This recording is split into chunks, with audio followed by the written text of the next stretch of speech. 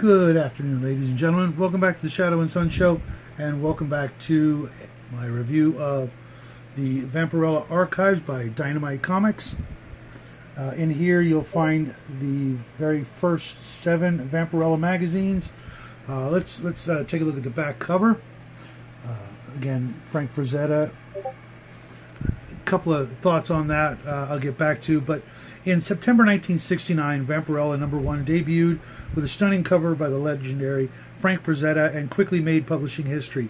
The writer and artist that contributed during the magazine's original run includes one of my favorites, Jose Gonzalez, Archie Goodwin, Doug Moench, Bernie Wrightson, Barry Windsor Smith, Esteban Morato, Frank Brunner, Mike Plug, Rudy Nebres, Richard Corbin, Pablo Marcos, Wally Wood, and many more. Volume 1 collects the first 7 terrifying issues of the magazine run, reprinted in its original magazine size format. Okay, let's go back to the front cover. Honestly, I think it's kind of overrated. It's #1, so we all have that soft spot in our heart for it. But if you really look close to the face, it's terrible. I'm sorry, but it really is. There's very little detail, and it literally looks like someone squashed her nose flat. And some of the other details I'm not going to get into, but it's really not that good. Go take a look at it, folks, and get back to me. I know we all love Frank and everything he did, but but he wasn't alone. Throughout this magazine, which I'm going to address my good friend Tanner, I could only find 2 or 3 stories that actually pertain to Vampirella. She was relegated to an Uncle Creepy or a Crypt Keeper, sort of a narrator to the beginning of each of these stories. Each magazine had 5 to 7 stories, each about 5 pages each, and they were not great. Some of them were really good, but not great. Some of them were actually terrible. The writing is stilted. 1969, full of slang of the time and concepts that were later to be proven false or really outdated even then.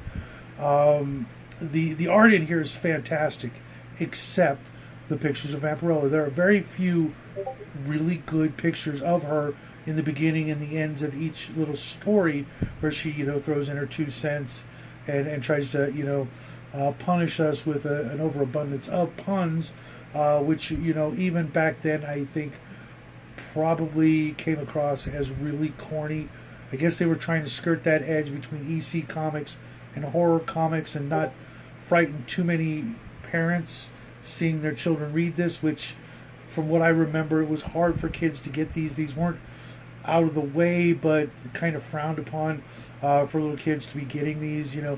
Teenage boys, of course, found their way, found their way into their collection, mine especially. But I didn't realize, until rereading this, just how dated and kind of sappy and corny they were. A lot of them were very, very predictable, replaying the monsters who you least suspect, but actually suspect the most, because that trope gets old after a while. It's like, oh, okay, you're the monster, not the other character. And that's what this was a collection of very short, very, very short stories, like 5-page, sometime even less. And then there were the little Vampirella fairy tale 1-page sort of history lessons on mythology that were, somewhat accurate, but rushed and shoved into but one single page. To be honest, I got more bang for my buck from the Creepy magazine volume 1 than I did from this. I'm glad I have this, and I'll keep getting these as time goes on, hoping that they get more to the Vampirella storyline, her coming from the planet Draculon and all that, which is far more interesting.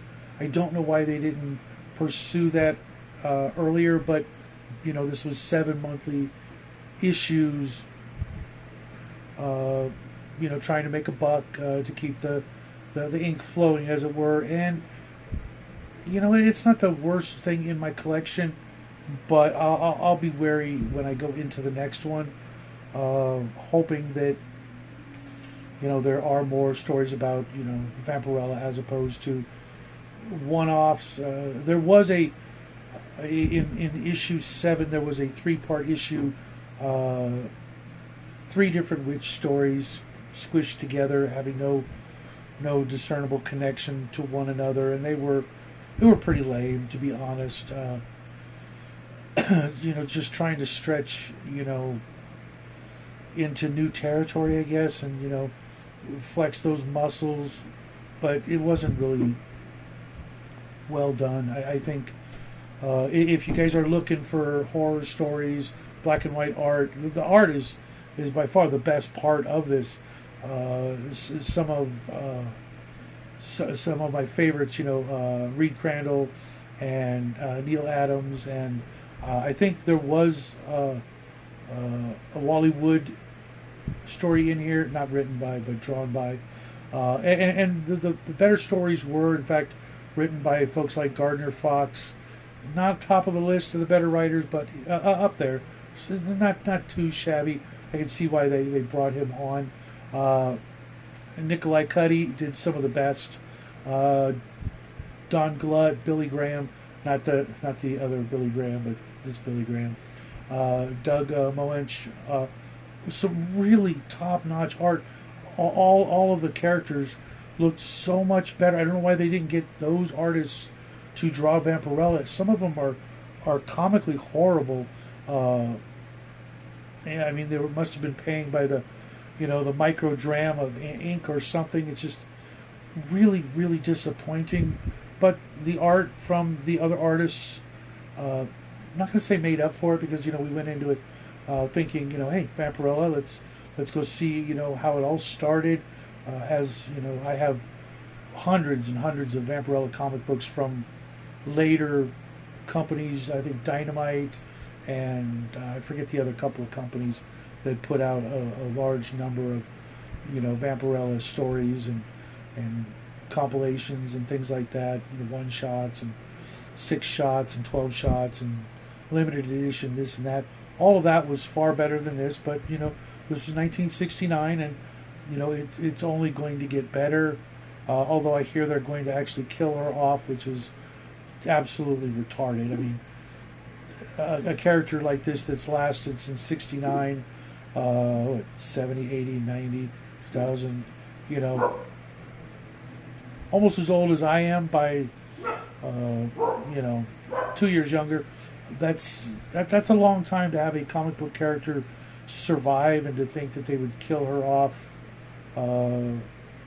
which is dumb. They'll probably just bring her back, use it as an excuse to, you know, have some big dramatic moment in the story. But that's been played out and done a million times before. But like I said, I'm glad I have it in my collection. I'm glad I didn't pay full price. I think I got this for like 20, 25 bucks, and it was still shrink wrapped. But if you find a copy out there cheap like that, grab it. There's also a lot of compilation discs out there where you can get the entire run of, I think, 158 Warren publication magazines on a disc. Might be worth looking into, but for me, I want the stuff in my hands, page after page, which is another thing I'll warn you about with these Dynamite books. The pages, even though they're glossy, they are super thin. It's so thin, you will be deceived, and you will have to, you know, either moisten your fingers or you know, blow on the pages to get them to separate, because you'll think you're turning one page when in fact you might be turning 2 or even 3. One case, it was like 4 or 5 pages. I'm like, well, what happened? Oh, they're stuck together, you know, from the static electricity. Nothing else, you weirdos. And you will have to separate them very carefully so you don't rip them or get a paper cut. Last thing you want to do is bleed on a Vampirella comic book. Am I right, guys? So that's what I got for you. Vampirella number 1 through 7 in archive form, omnibus form, hardcover. And I will go later and find a way to show you the proper way to open up and read your omnibuses for the first time, because if you're not careful, you will curve the spine in a way you don't want, and from that point on, the book's kind of, lost some of its value. There's other videos out there if you're interested in how to read and open one of these properly, but there is a definitive way to do so. But for my dollar, I'm gonna wait until I get any more of these, until I'm, you know, kind of bored with Eerie and Creepy Magazine or some of the other omnibuses that I will be reviewing, hopefully on a weekly basis. I've got a few here and a few on the way. And, you know, if there's anything you guys would like to talk about in any of the omnibuses or the old black and white comics, let me know, and we can do that either here or on Discord, maybe do a live show. But that's what I got for you today. Hope you guys are enjoying the weather. I'm not. And I will talk to you guys tomorrow night. Until then, happy trails.